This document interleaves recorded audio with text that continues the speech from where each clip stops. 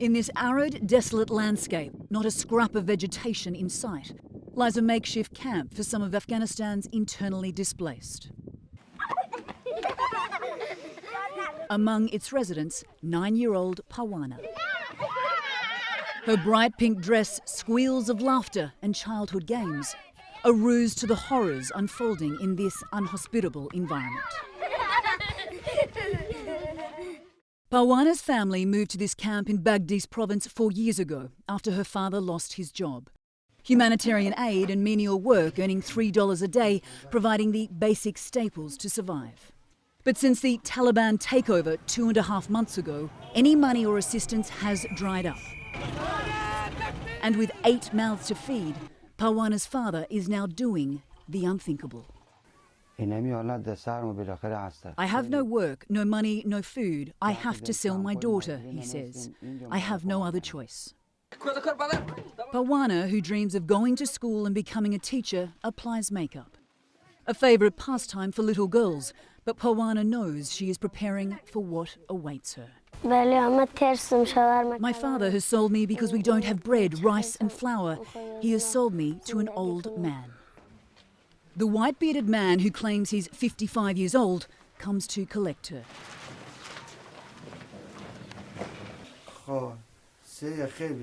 He's bought Ba'wana for 200,000 Afghanis, just over $2,000 US. Covered up, Ba'wana whimpers as her mother holds her.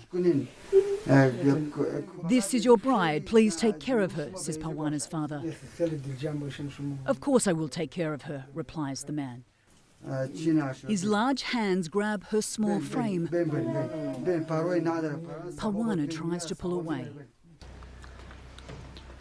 As he carries her only bag of belongings, she again resists, digging her heels into the dirt. But it's futile. The fate of this small, helpless child has been sealed. Child marriage is nothing new in poor rural parts of Afghanistan. But human rights activists are reporting an increase in cases because of the economic and humanitarian crisis engulfing the country. These are devastating decisions that no parent should ever have to make, and it really speaks to what an extraordinary breakdown is happening in Afghanistan right now. For months, the UN has been warning of a catastrophe as Afghanistan, a war-ravaged, aid-dependent country, descends into a brutal winter. Billions of dollars in central bank assets were frozen after the Taliban swept to power in August. Banks are running out of money, wages haven't been paid for months, while food prices soar. According to the UN, more than half the population doesn't know where their next meal is coming from. And more than 3 million children under the age of 5 face acute malnutrition in the coming months. People of Afghanistan need a lifeline.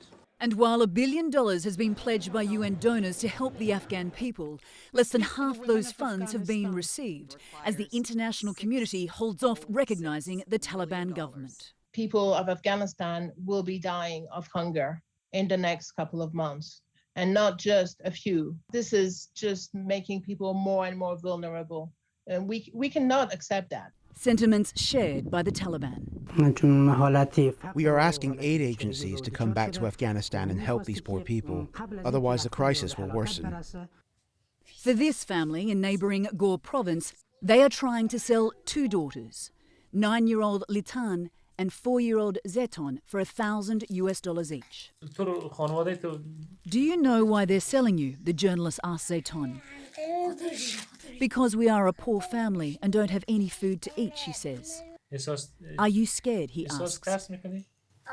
Yes, I am. Another family in Ghor province borrowed money from their 70-year-old neighbour. Now he's demanding it back, but they have nothing to give, except their 10-year-old daughter, Magul.